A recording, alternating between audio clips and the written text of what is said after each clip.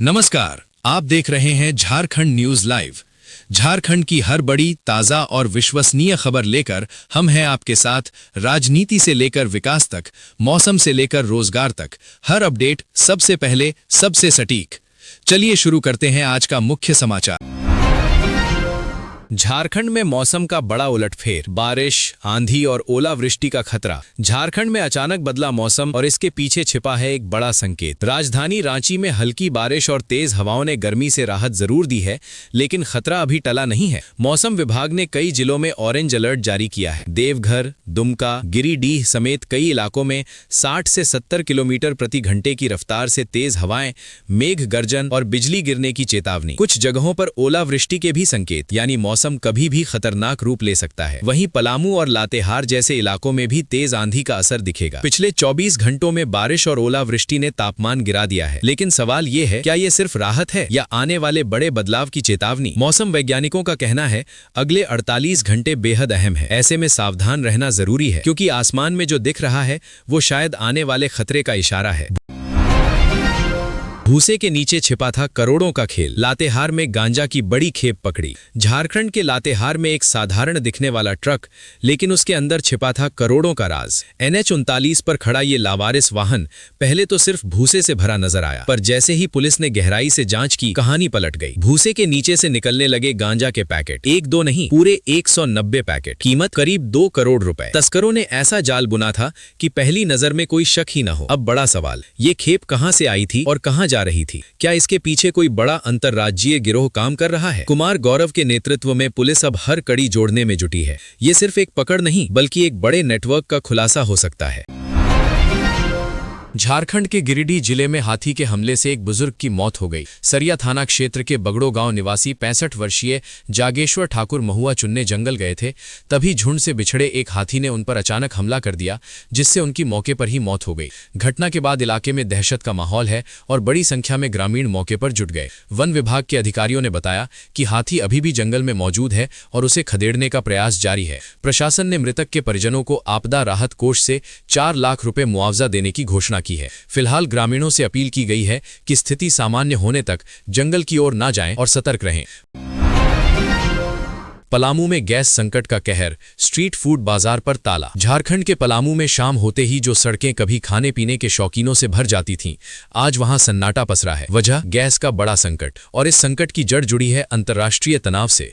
Iran, Israel और America के बीच बढ़ते टकराव का असर अब स्थानीय बाजार तक पहुंच चुका है। कमर्शियल गैस की किल्लत ने स्ट्रीट फूड कारोबार की कमर तोड़ दी है। करीब 25% दुकानें बंद और बाकी दुकानदार महंगे दाम पर ब्लैक में सिलेंडर खरीदने को मजबूर। नतीजा, खाने की कीमतें आसमान छू रही हैं। ग्राहक आते हैं, दाम सुनते हैं और बिना खाए ही लौट जाते हैं। दुकानदारों की आमदनी गिर रही है और उनके साथ काम करने वाले कर्मचारियों के सामने भी बेरोजगारी का खतरा मंडरा रहा है। सवाल बड़ा है, क्या ये संकट और गहराएगा या जल्द मिलेगा कोई समाधान? फिलहाल पलामू की गलियों में स्वाद नहीं, सिर्फ चिंता और सन्नाटा गूंज रहा है।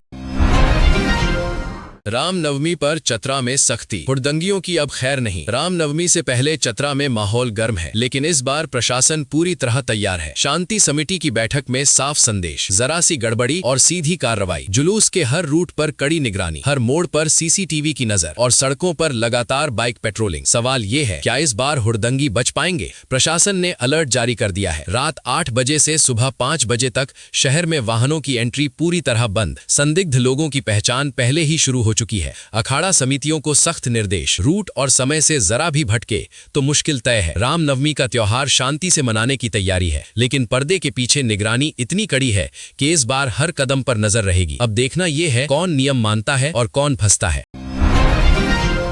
विधानसभा बयान पर बवाल, सीएम पर हिंदू आस्था के अपमान का आरोप। झारखंड की सियासत में अचानक भूचाल, एक बयान और पूरा माहौल गर्मा गया। हेमंत सोरेन पर हिंदू देवी देवताओं और पर्वों के अपमान का गंभीर आरोप लगा है। आदित्य साहू ने सीधा हमला बोलते हुए कहा, सीएम अब राहुल गांधी की राह पर चल रहे हैं। लेकिन सवाल ये है, क्या सच में ऐसा कुछ कहा गया या फिर बयान को राजनीतिक रंग दिया जा रहा है? विधानसभा के अंदर की बात अब सड़कों तक पहुंच चुकी है। भारतीय जनता पार्टी और झारखंड मुक्ति मोर्चा आमने सामने है। एक तरफ आरोपों की आग, दूसरी तरफ सफाई और समर्थन। इस सियासी संग्राम में असली सच क्या है? क्या ये आस्था का मुद्दा है या राजनीति का खेल? जवाब अभी भी सस्पेंस में है।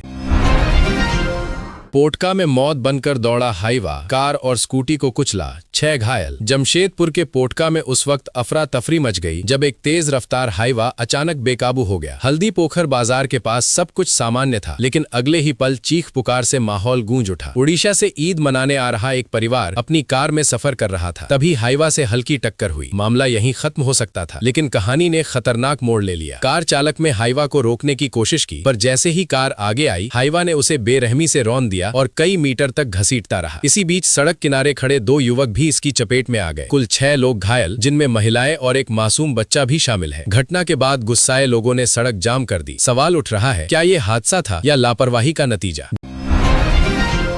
झारखंड में छात्रवृत्ति पर संकट, लाखों छात्रों का भविष्य अधर में। झारखंड में एक बड़ा सवाल खड़ा हो गया है, क्या इस बार भी छात्रों को उनकी छात्रवृत्ति नहीं मिलेगी? राज्य के ओबीसी ही नहीं, बल्कि सामान्य वर्ग के हजारों छात्र भी इंतजार में हैं, लेकिन पैसा अब तक नहीं पहुंचा। कहानी की शुरुआत होती है केंद्र और राज्य के बीच फंसी राशि से। केंद्र से फंड नहीं आया तो ओबीसी छात्रवृत्ति अटक गई, और नियम ऐसे कि बिना केंद्रांश के राज्य भी पैसा नहीं निकाल सकता। लेकिन क्या नियम बदले जाएंगे? दूसरी तरफ 9वीं से 12वीं तक के सामान्य वर्ग के छात्रों के लिए भी राशि तय नहीं हो पाई है। प्रस्ताव तैयार है, रकम बढ़ाने की बात भी हो रही है, लेकिन फैसला अब भी अधूरा है। सबसे बड़ा ट्विस्ट, वित्तीय वर्ष खत्म होने में 10 दिन से भी कम समय बचा है। अगर अब भी पैसे नहीं निकले तो ये राशि सरेंडर हो सकती है। सवाल यही है, क्या इस बार भी छात्रों का हक अधूरा रह जाएगा?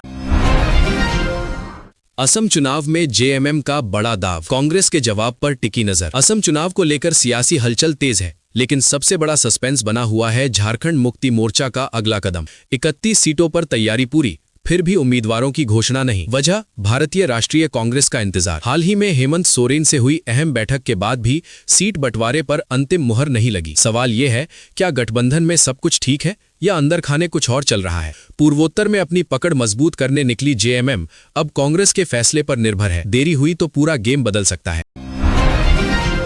एमजीएम अस्पताल की 4थी मंजिल से छलांग, फिर एक मरीज की मौत। जमशेदपुर के एमजीएम मेडिकल कॉलेज अस्पताल में सुबह 4 बजे सन्नाटा अचानक चीखों में बदल गया। 4थी मंजिल से एक मरीज ने छलांग लगा दी। एचआईवी से पीड़ित ये मरीज कुछ दिनों से भर्ती था। सवाल ये है, आखिर उसने ऐसा कदम क्यों उठाया? चौंकाने वाली बात ये कि इसी जगह से 2.5 महीने पहले भी एक और मरीज ने जान दी थी। क्या अस्पताल प्रशासन पहले से चेतावनी के बावजूद लापरवाह था? अब खिड़कियों पर लॉक लगाने की बात हो रही है, लेकिन क्या ये कदम देर से उठाया गया? जांच जारी है, लेकिन कई सवाल अब भी अनसुलझे हैं। सरायकेला में पानी का संकट गहराया, 600 फीट नीचे पहुंचा जल स्तर। सरायकेला खरसावां में एक खामोश संकट तेजी से गहराता जा रहा है, और ये खतरा है पानी का। मार्च की शुरुआत में ही हालात डराने लगे हैं। 85 गांवों में जल स्तर 350 से 400 फीट नीचे चला गया है, और कुछ इलाकों में तो ये 600 से 700 फीट तक पहुंच चुका है। जहां कभी 50-70 फीट पर पानी मिल जाता था, आज वहां चापाकल और कुएं सूख चुके हैं। लोग घंटों मेहनत करते हैं, लेकिन एक बूंद पानी भी नसीब नहीं होती। स्थिति और गंभीर इसलिए भी है क्योंकि जिले में 1000 से ज्यादा चापाकल खराब पड़े हैं और कई जल मीनार भी बेकार हो चुकी हैं। सबसे बड़ा सवाल, जब गर्मी अभी शुरू भी नहीं हुई तब ये हाल है, तो आगे क्या होगा?